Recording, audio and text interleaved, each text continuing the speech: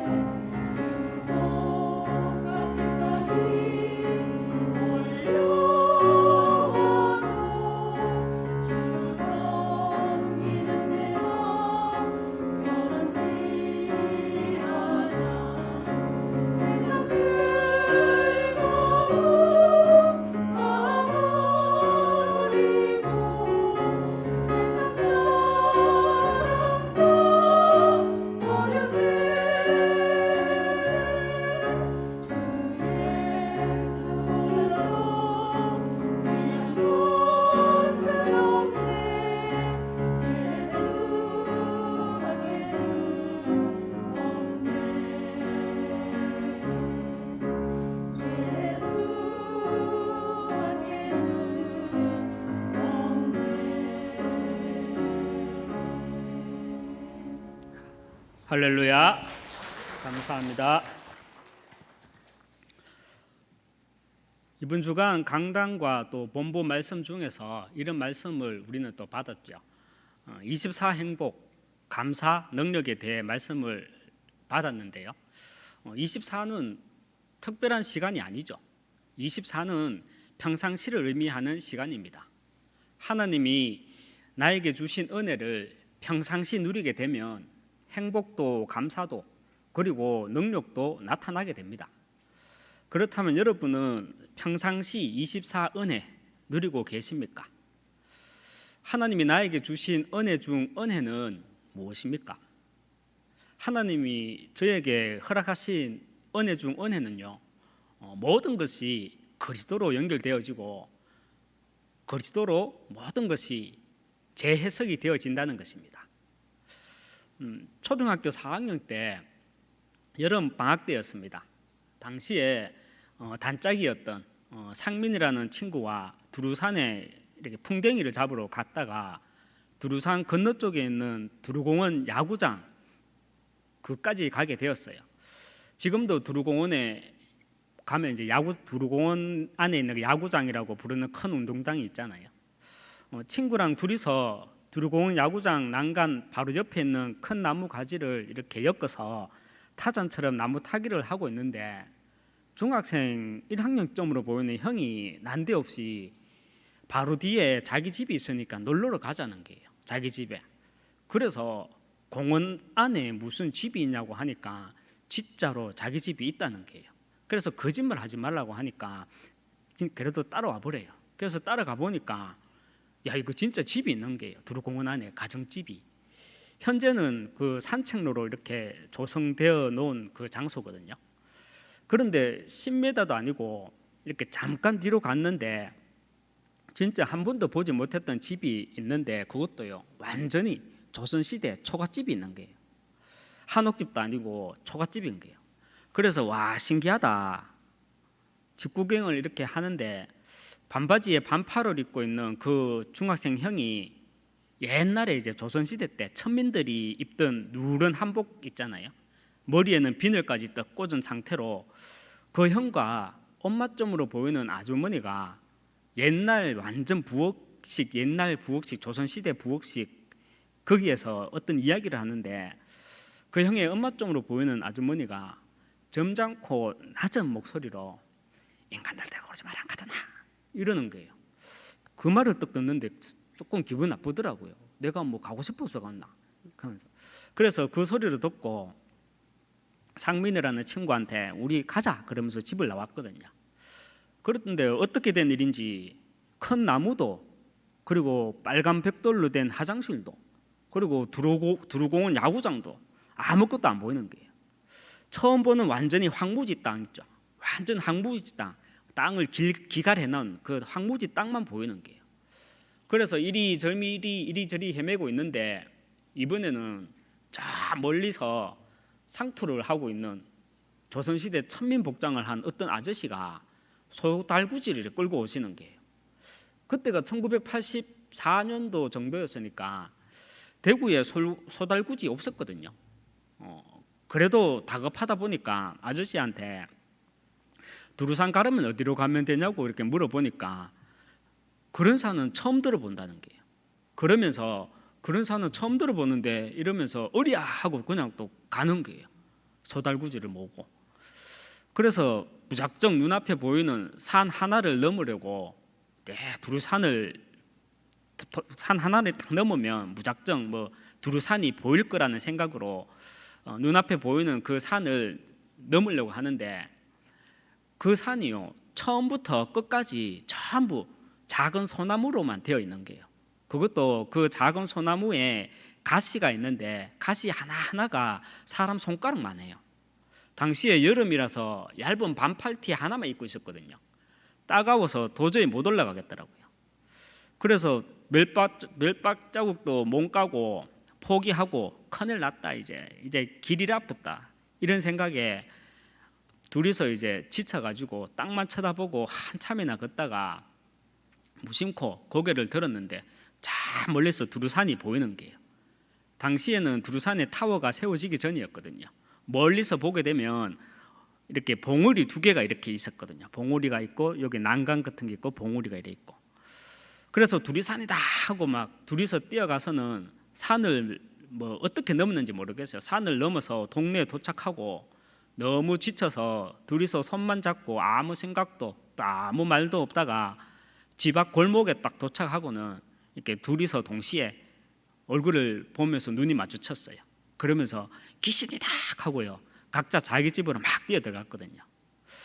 그리고는 며칠 동안 의식적으로 그 친구를 만나지 않았어요. 일부러. 왜냐하면 만나는 자체가 무서웠고요. 그 친구 만나는 자체가 그 생각이 나서 무서웠고 엄마나 누구한테도 그 이야기를 못 하겠더라고요. 며칠 후에 이제 또 상민이라는 친구를 만나고도 그 이야기에 대해서는 일부러 꺼내지를 않았습니다. 꺼내지를 못 하겠더라고요. 무서워서. 제가 복음을 받고 난 후에 궁금하더라고요. 그 친구가 어떻게 지낼까 궁금해서 10년 전쯤에, 지금부터 한 10년 전쯤에 그 친구를 찾았어요. 그 동네에 가서도 찾고. 그래서 당시 성당동 파도고기에 살았는데 다시 그 동네에 이사 와서 그 동네에 다시 살고 있더라고요. 이사를 와가지고 2층 빌라 집인데 1층에는 무당한테 세를 놓고 있었고요. 그 친구 아버지는 병원에서도 알 수 없는 뇌의 어떤 문제로 몇 번의 수술을 받은 끝에 결국은 사망했고요. 친구 어머니는 남편이 죽고 난 뒤에 남편과 똑같이 밤마다 머리에 심한 두통으로요. 약 없으면 잠을 자지 못하더라고요. 그리고 상민이 친구가 운영하는 식당에 가서 편하게 이런저런 이야기를 하다가 한번 물어봤죠. 예전에 우리 초등학교 4학년 때 두루공원에서 어떤 형 따라가서 길 잃어버린 거 기억나나 하니까 웃으면서 그런 일도 있었나라고 하면서 전혀 기억을 못 하더라고요. 저 혼자 너무 생생한 꿈이었는지 뭐 어쩐지 모르겠는데 논리적 사고로는요 설명이 되지 않는 일이라서 더 이상 이제 거기에 관한 이야기는 그 친구에게 하지 않았습니다. 제가 무슨 말을 하고 싶어 이런 이야기를 하냐면요, 뭐 저를 좀 이상하게 보실 분도 있겠지만요, 이런 이상한 제가 이런 배경 속에서도요 신비주의에 빠지지 않고요 모든 것이 그리스도로 해석되고 풀이된다는 사실입니다. 이런 배경 속에서도요 신비주의로 빠지지 않고 내 이름 걸고 철학관 세우지 않고 모든 것이 그리스도로 해석되어지고 풀이되고, 그러니까 말씀 흐름 속에서 말씀에 대한 확신이 복음 회복이라는 그 천명으로 그 연결이 되어지고요, 말씀 흐름에 대한 그 확신이 시대적 정체성 소명으로 연결되어지고요, 그리고 존재에 대한 정체성 사명으로 연결되어진다는 것입니다.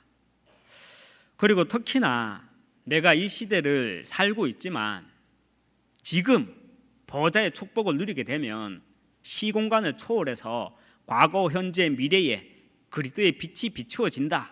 이 영적 세계와 영적 사실들이 누려진다는 겁니다. 코로나19는요 언젠간 어떤 식으로든 끝이 날 것이고 우리는 경기 회복에 오랜 시간과 노력을 쏟게 될 것입니다. 하지만 실물 경제가 회복되는 데는요 최소 3년에서 5년 정도의 시간이 걸린다고 합니다. 코로나19가 종식이 되고요 실물 경제가 회복되는 기간을 짧게는 3년에서 5년, 길게는 7년에서 8년이라는 시간이 걸린다고 말을 합니다. 이 기간이 끝난 뒤에는 여러분 우리가 사는 이 세상은 어떻게 되겠습니까? 우리는요 전혀 다른 미래를 맞이하게 될 가능성이 높다는 것입니다.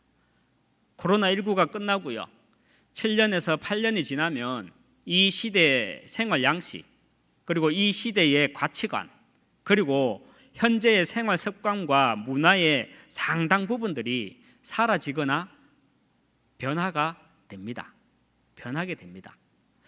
1950년에서 2000년까지 50년이라는 시간을 통해서 세상의 과학 기술의 발전으로 인해 우리의 삶이 어떻게 변화되었습니까? 그렇다면 2000년부터요 2050년 앞으로 30년 남았죠. 과학 기술의 발전으로 우리의 삶은 어떻게 변하겠습니까? 상상이 아니라 생각이 아니라 정말 여러분 기도하셔야 합니다. 왜냐? 우리는요 지금과는 전혀 다른 미래를 맞이하게 될 것이기 때문입니다. 그래서 코로나19로 인해서 앞으로는요 분명히 세상이 달라집니다. 그래서 앞으로 분명히 달라져야 하는 교회와 성도의 모습이 있다는 것입니다. 사실 코로나19 이전에도 마찬가지였지만요 앞으로는 정말 나 한 사람 한 사람이 교회의 응답을 누려야 합니다. 나 한 사람이 교회의 응답을 누리기 위해서는 세 가지 흐름을 놓치지 않아야 합니다. 먼저는 말씀 흐름이고요. 두 번째는 시대적 흐름을 통해서 영적 흐름을 볼 수 있어야 하고요. 세 번째, 기도의 흐름을 놓치지 말아야 합니다. 첫 번째로 나 한 사람이 교회의 응답을 누리기 위해서는요 먼저 말씀 흐름을 놓치지 말아야 합니다.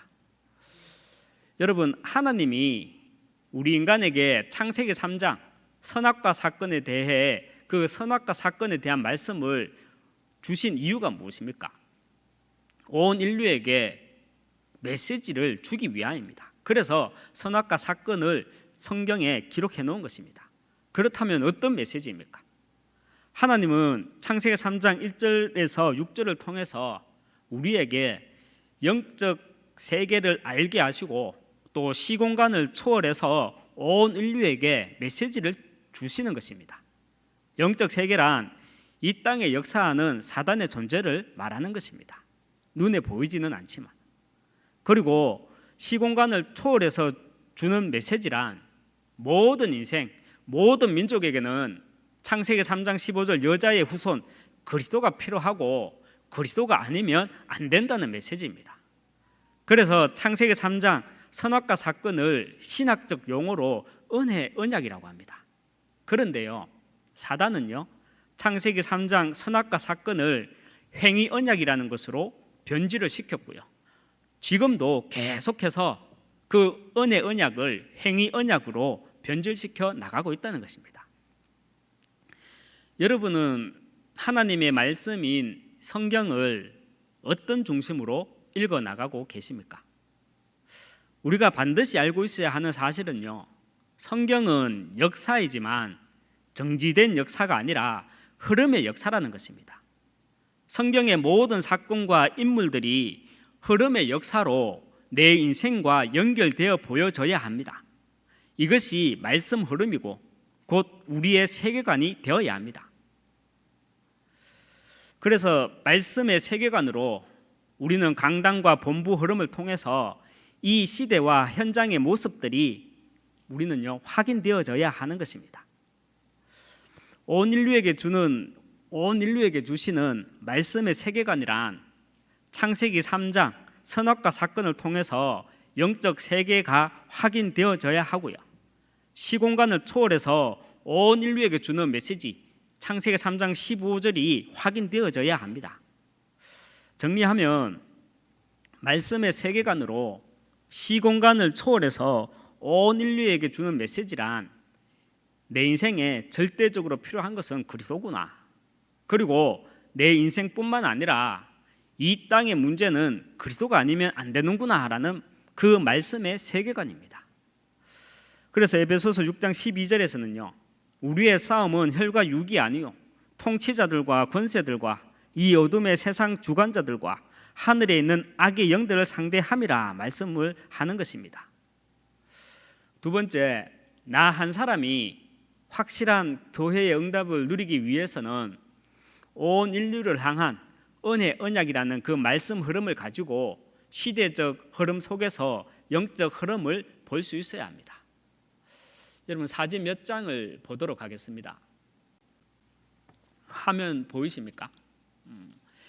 며칠 전에 지난주에 뉴스 보도에 나왔습니다. 미국 사막에 유토피아 도시 텔로사를 건립한다고 발표를 했어요. 면적은 서울 크기만 하고요. 인구는 5만 명을 수용할 수 있습니다. 공사 기간은 40년이고요. 공사비는 460조 원으로 예상하고 있다고 합니다. 마크 로우라는 한 억만장자가 이렇게 텔로사의 구상도를 내어놓았는데요. 유토피아 도시가 어떤 도시입니까? 아시죠? 이상으로 그리는 가장 완벽하고 평화로운 도시, 평화로운 사회라는 것입니다. 여기에는요, 내연차는 다닐 수도 없고요. 모든 차가 전기차로, 수소차로, 그리고 자율주행으로, 그리고 사람들이 길을 가면 감기라든지 어떤 바이러스가 침투해 있다든지 그것은 인터넷으로 곧바로 실시간 뜨게 되고요. 하늘에서 비가 내리고 싶으면 하늘에서 비도 내려주고요. 쾌창한 가을 하늘을 보고 싶다면 쾌창한 가을 하늘도 만들 수 있고요. 쉽게 말하면 여러분들 영화에서나 어디 봤을 듯한 그런 모습, 그런 상상을 하면 됩니다. 다음은요. 여러분 혹시 킬러 로봇이라고 들어보셨습니까? 킬러 로봇이랑 공격용 전투 로봇을 말합니다. 사람의 개입이 없이 스스로 판단해서 공격할 수 있다면 킬러 로봇으로 분류를 합니다. 윤리적 측면에서 킬러 로봇을 개발을 아직까지는 제한해야 한다는 움직임들이 있습니다. 실질적으로 몇 년 전에 유엔에서 함께 모여서 여러 나라들이 모여서 여기에 대한 상의도 했었고요. 핵무기보다 비용이 저렴하고요. 대량 생산이 가능해서 분쟁 지역 등에서 악용될 수 있기 때문에 윤리적으로 아직 제한을 하고 있습니다. 그런데 사실 여러분 아십니까? 몇 년 전에 우리나라에서 이 킬러 로봇을 만들다가 다른 유럽 과학자들한테 들켜붙어요. 그래서 그 유럽 로봇 과학자들이 다른 일로 들어왔다가 그것을 보고 다 철수해 버렸거든요. 로봇 아틀라스라고 이제 미국 방위 고동 연구 계획국과 또 보스턴 다이나믹스라는 회사가 공동적으로 만든 인간형 로봇입니다. 이게 실질적으로 실제 로봇 사진입니다. 컴퓨터로 그래픽한 것이 아니라요. 그리고 보스턴 다이나믹스라는 회사는요, 전 세계에서 로봇 과학자들이 가장 우수한 로봇 과학자들이 운영하고 있는 회사입니다. 건물은 단독 주택만 해요. 그런데 여기는 엄청난 인재들이 있는 거죠. 다음요. 이것은 러시아에 있는 인공지능 킬러 로봇입니다. 2019년도에 SBS 뉴스에서 나왔었어요. 코로나가 터지기 전에 1월달, 2월달, 3월달 그때 나왔어요. 여러분 총 들고 있는 거 보이십니까? 양쪽에 이제 권총을 들고 있죠. 백발백중입니다. 다음 사진요. 이 사진은 뭐냐면 세계 최초로 탑승형 산업 로봇입니다. 우리 한국에서 최초로 개발했습니다. 우리 한국 기술력 우습게 보면 안 되겠더라고요. 최초로 우리나라에서 개발했어요. 이 사진이 언제적 사진이냐면 이 사진도 2019년도 사진입니다. 저 안에 사람이 들어가서 조정을 하고 있고요. 또 옆에 사진을 보면 사람이 이렇게 매달려 있죠. 되게 크죠. 여러분 포크레인에 폴을 하나 달면 뭘로 변합니까? 탱크로 변하죠. 저기에 총 하나 지주면 킬러 로봇으로 변합니다. 네, 사진은 여기까지만 보도록 하겠습니다. 여러분 4차 산업혁명 시대라고 우리가 말을 할 때 사실적으로 실감이 안 오시죠? 그렇지만 우리가요 시대를 살려야 할 제자고 전도자라면 4차 산업혁명 시대 받아들여야 합니다. 다시 한번 말하지만요, 여러분은 하나님의 말씀인 성경을 어떤 중심으로 읽어가십니까? 우리가 반드시 알고 있어야 하는 사실은요, 성경은 역사이지만 정지된 역사가 아니라 흐름의 역사라는 것입니다. 성경의 모든 사건과 인물들이 흐름의 역사로 내 인생과 연결되어 보여져야 하는 것입니다. 이것이 우리의 세계관이 되어야 합니다. 영적 싸움에 있어서 가장 중요한 부분이요, 말씀의 세계관을 가지고 우리가 사는 세상을 제대로 볼 수 있어야 합니다. 시대 흐름을 제대로 볼 수 있어야 합니다. 그래야 237 치유 서밋의 지도자로 이 대 속에 있게 됩니다. 여러분, 창세기 3장 뒤에 창세기 4장의 말씀이 무슨 메시지입니까? 제가 말씀드렸잖아요. 성경은 그냥 정지된 역사를 읽으면 안 된다고요. 하나님이 지금 우리에게, 지금 나에게, 지금 이 시대에게 주는 메시지로 우리가 볼 수 있어야 됩니다. 우리는 보통 창세기 4장에 대해서 가인과 아벨의 제사에 대해서만 이야기합니다. 왜인 줄 아십니까? 창세기 3장이 은혜 언약이 아니라 사단에 의해서 행위 언약으로 변질되었기 때문입니다. 그래서 피제사 말은 하지만 영적 세계를 볼 수 있는 눈이 완전히 닫혀 있으니까 완전 현장은 놓치는 것입니다. 창세기 4장은요, 피제사와 함께 창세기 6장 네피림 문화의 원인 제공을 하는 그 세상 인물에 대해 밝히는 흐름의 말씀입니다. 그 당시 3단체, 이렇게 이해해도 참 좋을 것 같아요. 창세기 4장 20절에서 22절에 보면 가인의 후손 야발과 유발, 그리고 두발 가인이 나옵니다. 야발은요, 가축치는 자의 조상이라 했습니다. 시조로 소개를 합니다. 가축치는 자라고 하면 지금으로 말하면요, 조금 전에 봤던 마크로라는 경제인으로 억망장자를 말합니다. 억망장자입니다. 당시에 가축치는 자라면 억망장자였다는 겁니다. 그리고 유발에 대해서는 수금과 퉁소를 잡는 모든 자의 조상으로, 지금으로 말하면 음악과 예술을 하는 문화인의 시조입니다. 그리고 두발 가인은요, 구리와 쇠로 여러 가지 기구를 만드는 자라고 했습니다. 지금으로 말하면 과학자의 시조입니다. 로봇도 만들고요, 일론 머스크처럼 전기차도 만들고요, 그런 과학자들의 시조라는 겁니다.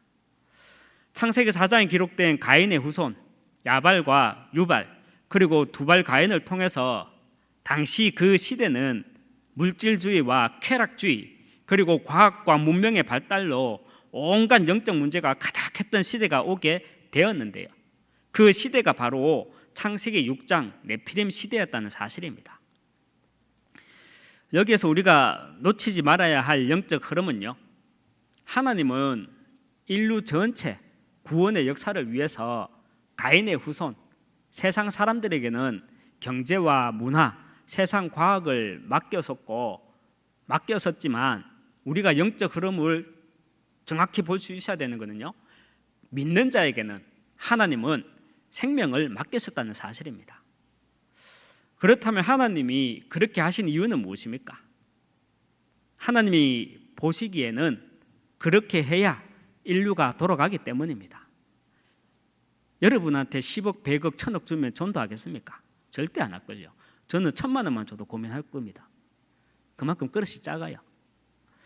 하나님이 보시기에는요, 그렇게 해야 하나님의 시간, 영원이라는 그 시간 속에서 창세기 1장 1절 창세 전부터 계획하셨던 그 한 영혼도 잃어버리지 않고 지구를 돌려가면서 전도와 선교가 지속되기 때문입니다.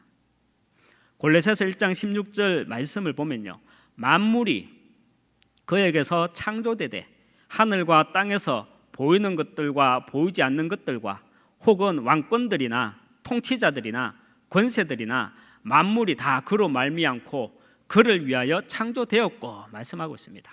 누구를 위하여 창조되었다 했습니까? 그를 위하여, 예수님을 위하여 창조되었고 말씀합니다. 여러분, 성경은 역사책이 아니라 흐름의 이야기입니다.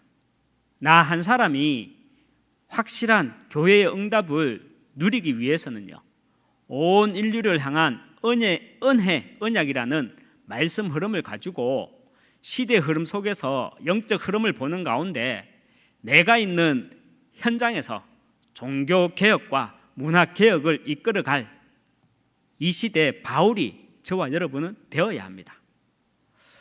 세 번째, 나 한 사람이 교회의 응답을 누리기 위해서는 하나님 앞에요, 진짜 기도를 할 수 있어야 합니다. 진짜 기도해야 된다가 아니라요, 진짜 기도. 사실 우리는 지금 어떤 시대를 살아가고 있는 줄 아십니까?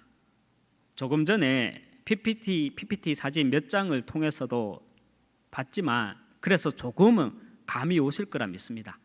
우리는 어떤 시대를 살아가고 있느냐? 세상적으로 말하면 과도기와 격동기 시대 속에서 변정 시대를 살아가고 있습니다. 무슨 말인지 이해가십니까? 급격한 시대 변화 속에서 복음을 지켜나가야 하는 그 변정 시대를 살아가고 있다는 말입니다. 그래서 우리는요, 사실 그리스도만 말하기에도 우리는 바쁜 시대를 살아가고 있습니다. 교회 안에서 목사든 중직자든 평신도든 렘넌트든 혈과 육의 싸움에서 그 혈과 육의 싸움에 잡혀서 사람을 놓고 네게티브할 시간이 없다는 것입니다. 네게티브 아시죠? TV만 틀면 네게티브 하잖아요. 요새 저 이재 모 씨하고 윤석 모 씨하고 우리는 그렇게 하지 않습니까? 저는 지나가다 들으면요, 그리고 순간 문을 들고 들어가면 다 그거 하고 있던데요. 제가 이상하게 소리를 이상하게 들어서 그런지 모르겠는데요. 포럼하는 사람은 잘 못 봤어요. 혈과 육, 내 기준에서 나오는 감정과 내 자리에서 나오는 숨은 동기로 모든 것을 보는 것이 아니라 그리스도 안에서 우리는요, 모든 것을 볼 수 있어야 합니다. 여러분, 저를 이상한 사람으로 봐도 됩니다. 그런데 저는 그게 하나님 은혜예요. 백광주 철학관 간판 걸어놓고 살아가고 있는 게 아니라 그래도 명찰에 하나교회 목사 백광주, 그게 저의 은혜입니다. 우리는 그리스도 안에서 모든 것을 볼 수 있어야 먼저는요, 나를 살리고 여러분 새끼를 살리고 세상을 살릴 수 있습니다. 아는 것이 힘이다라는 말이 있죠. 학창시절 때 학교에 가면 그런 문구가 많이 적혀 있었잖아요. 저는 사실 그 말이 이해가 안 되었거든요. 공부 잘하는 아이들 보면 안경 끼고 피부 뽀얗해가지고 근육 하나도 없어요. 그런데 뭐 아는 게 힘이라. 그런데 철이 드니까 그 말이 이해되더라고요. 영적으로도요, 너무나 정확한 말입니다. 알아야 기도할 수 있습니다. 알아야 말씀을 들을 수 있고요. 알아야 내 위치가 사명이 되고, 알아야 내 위치에서 다른 것 하지 않고 사명을 전달할 수 있습니다. 여러분은 신앙생활을 정의한다면 어떻게 정의할 수 있습니까? 저는 요즘 말씀 흐름 속에서 신앙생활이란 24, 25 영원으로 정의하고 있습니다. 그리스도만 말하기도 바쁜 시대에 24 복음 누리, 그리고 25 기도 누리. 응답은 사람의 시간표가 아니라 하나님의 시간표잖아요. 그래서 25 기도 누리, 그리고 복음의 흔적을 남기고 가는 영원의 응답.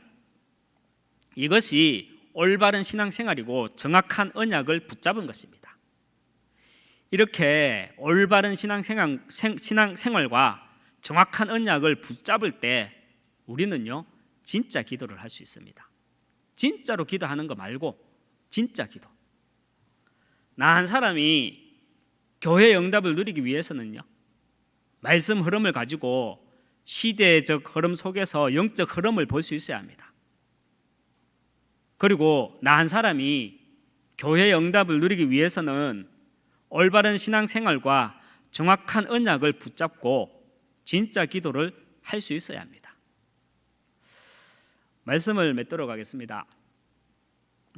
골로새서는 옥중서신이지만 바울은 가택연금 중에서 로마 감옥과는 달리 비교적 영육간의 힘을 얻는 가운데 충분한 묵상을 할 수 있는 여건에서 이 본서를 기록하였습니다. 골로새서 1장 16절에서 바울은요, 깊은 묵상 속에서 이런 고백을 합니다. 만물이 그에게서 창조되되 하늘과 땅에서 보이는 것들과 보이지 않는 것들과 혹은 왕권들이나 통치자들이나 권세들이나 만물이 다 그로 말미암고 그를 위하여 창조되었고, 바울이요 그를 위하여 창조되었고 말씀을 합니다. 깊은 묵상 중에 영적 세계와 영적 사실들 속에서 하나님의 주권을 고백하는 말씀입니다. 우리는 신앙생활을 하면서 하나님의 형상이 이미지로 내게 완전히 언약이 되어야 합니다. 이번 미주 렘넌트 대회 때 주신 말씀 가운데 주신 말씀이죠. 하나님의 형상이 이미지로 내게 완전히 언약이 되어야 한다는 말이 무엇입니까? 여러분 깊이 묵상해 보시기 바랍니다. 하나님의 형상이 이미지로 내게 완전히 언약이 되어야 한다. 깊이 묵상해 보시기 바랍니다. 저는 이 말씀을 묵상할 때 세상의 논리로는 설명이 되지 않는 나의 그리스도를 통해서 24행복, 감사, 능력을 누리고 있습니다. 세 가지 여름 속에서 교회의 응답을 가진 자로 이 시대 하나님이 허락하신 복의 권한 되시기 주님의 이름으로 축원합니다. 기도하겠습니다. 하나님 아버지, 눈에 보이는 것을 가지고 응답이다, 눈에 보이는 것을 가지고 증거다, 눈에 보이는 것을 따라가는 신앙생활이 아니라 창세전 영세전부터 하나님이 감추어 주셨던 그 그리스도가 날마다 내 인생에 편집되고 또 설계되고 디자인되어지는 가운데 정말 교회의 응답을 나 한 사람으로부터 시작되길 하나님 아버지 은혜로 인도하여 주시옵소서. 예수 그리스도 이름으로 기도합니다. 아멘. 만유의 주 되신 우리 주 예수 그리스도의 은혜와 하나님의 크신 사랑과 성령의 내주인도 역사 교통 충만하심이 세 가지 흐름 속에서 교회의 응답을 누림으로 현장을 살리고 시대를 살리고 복음을 후대들에게 변정해 나가길 원하는 여기 모인 모든 하나님의 사람들 머리 위에 지금부터 영원토록 항상 함께 있을지어다. 아멘.